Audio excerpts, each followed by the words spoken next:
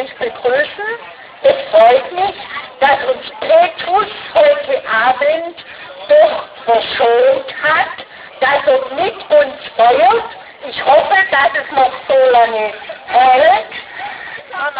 Ich denke, dass wir dieses doch jetzt verhaltene Wetter als gutes Omen nehmen, auch für das diesjährige Gelingen unserer Sonnenfeier. Wie in den Vorjahren sind auch heute wieder viele Rechtsorger und Gäste zu uns gekommen. Meine sehr geehrten Damen und Herren, liebe Rechtsorger, liebe Feuerwehrkameraden, liebe Kinder, liebe Schülerinnen und Schüler.